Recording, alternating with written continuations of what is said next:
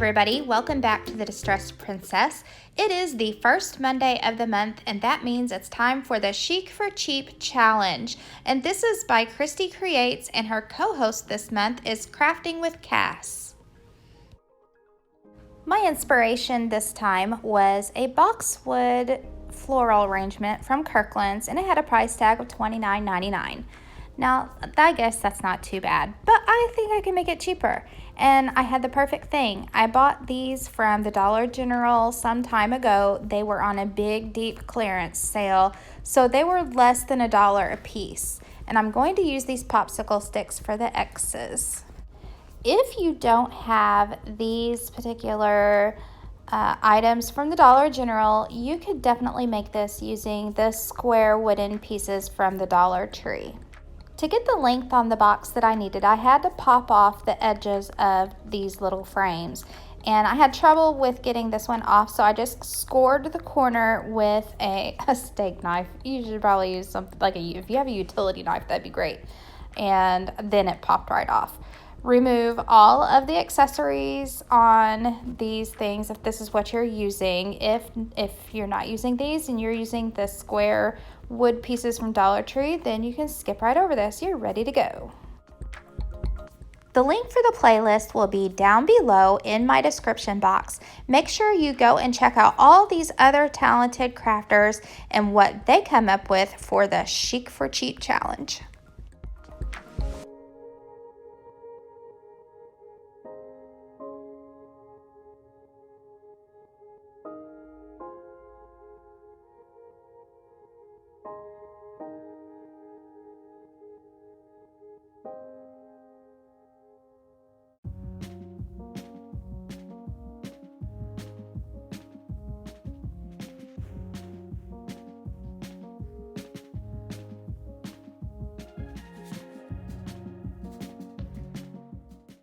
Now, I finally figured out how to use these little mini scrapers from the Dollar Tree thanks to a subscriber or viewer that commented on my craft room organization video where I showed these and I said I didn't think that they worked very good. Well, I just wasn't using them the right way. So I'll show you in just a minute the proper way to use these scrapers, and they do work great now. And I used them to scrape off the hot glue that had the little wreaths attached to these frames.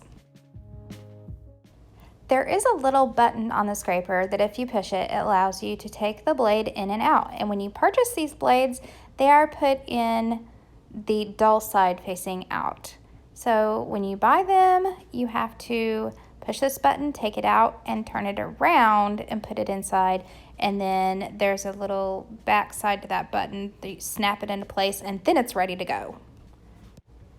So now it's time to start building our box. And I used a popsicle stick, a wide popsicle stick from the Dollar Tree, to secure the back of it with hot glue. And I cut it down to size.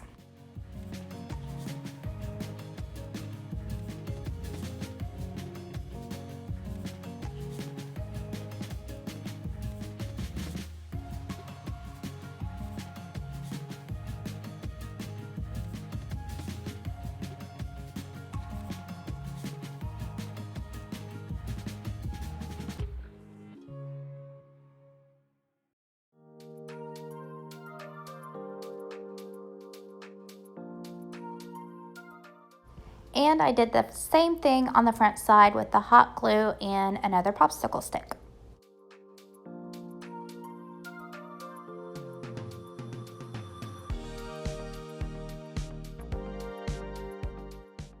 I made sure to put enough hot glue, like plenty of hot glue there in the crack where they join, to make sure that they're going to stay together.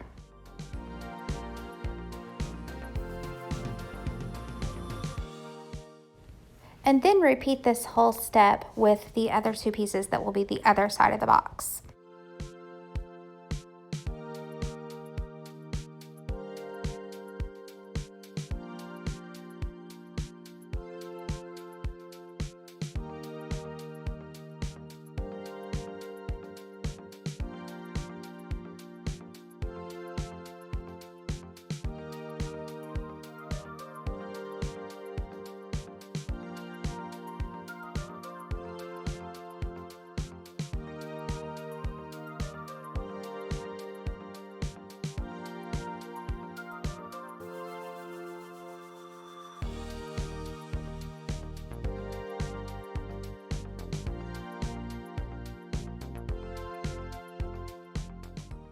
For the galvanized metal look, I'm using heavy duty aluminum foil to line the outsides of my boxes.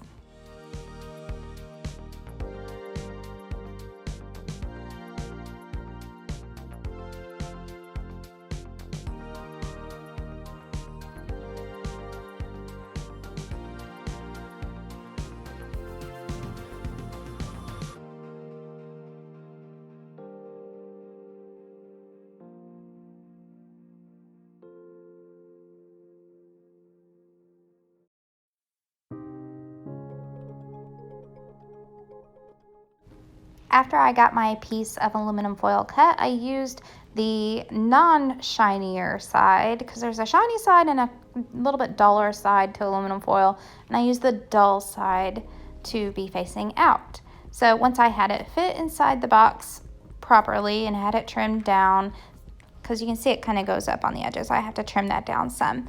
After I get that all completed, then I just use hot glue to glue it down.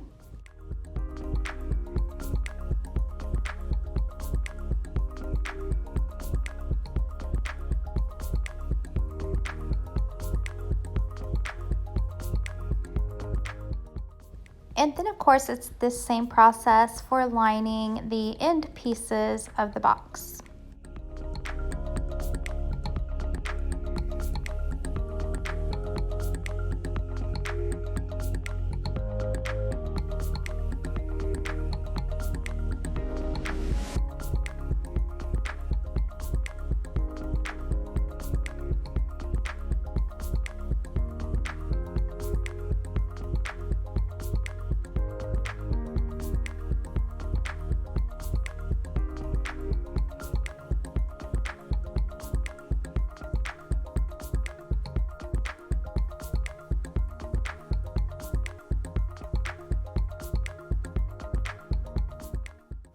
Okay, so now it's time to paint the boxes, and I'm using Waverly white chalk paint, and I'm just using pretty much a dry brushing technique, maybe a little heavier handed than a dry brush, but I wanted some of that wood to show through because in the inspiration piece, that's what it looked like.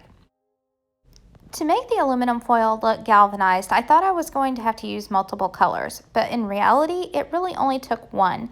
And I'm using this foam little pouncer brush from the Dollar Tree. A makeup sponge, one of those triangle makeup sponges, would have been better, but I didn't have one. But I'm using this silver, metallic silver, going over the aluminum foil, and that was really giving me the effect that I wanted. So I didn't even need the darker color or the white that I usually would use. To get the paint closer to the edges of the frames, I just went and got a regular paintbrush and kind of pounced that around closer to the edges.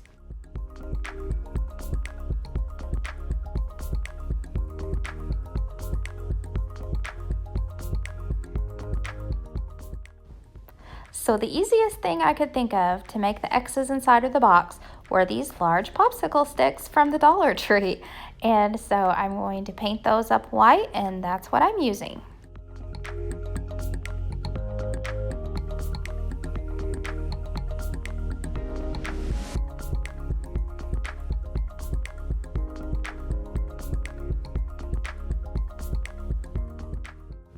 After the popsicle sticks are all dry, I hot glued them down to make cute little country farmhouse X's.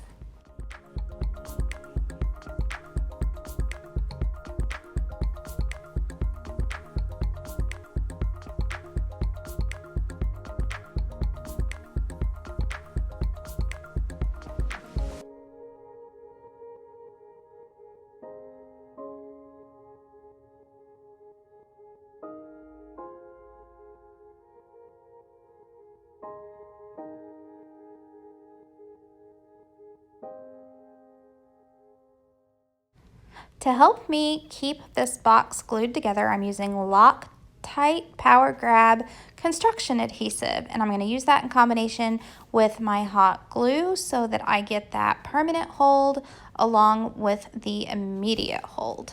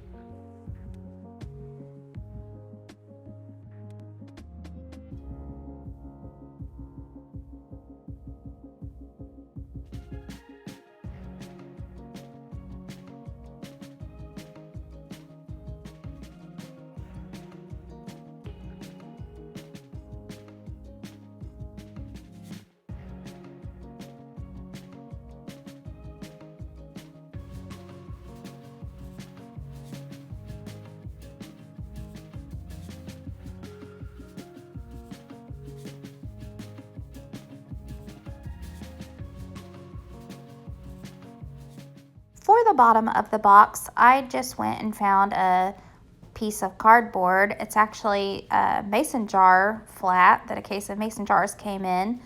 And I'm going to cut that out, trace it out, and cut it out and use it for the bottom of my planter box.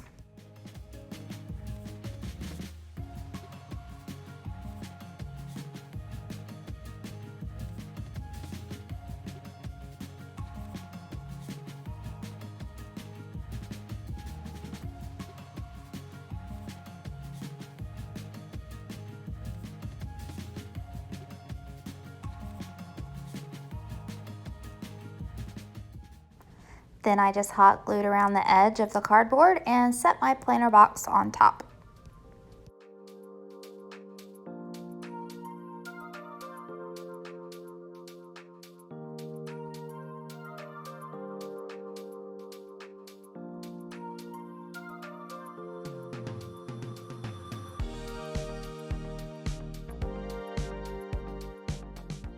There were some pieces of the cardboard box that were peeking out the bottom edge, and I just took care of that with my X-Acto knife.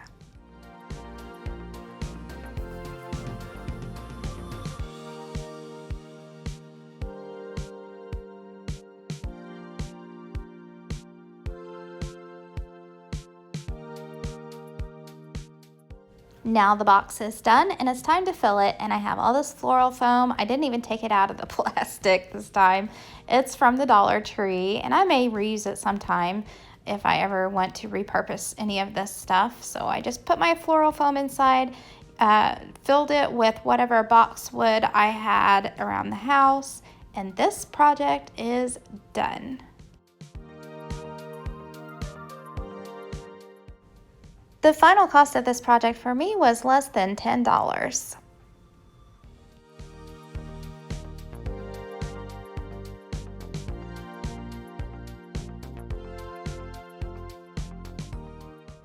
Wasn't that so much fun? Make sure you check out everyone's videos in the playlist down below, and check out Christi Creates and Crafting with Cass. See you next time.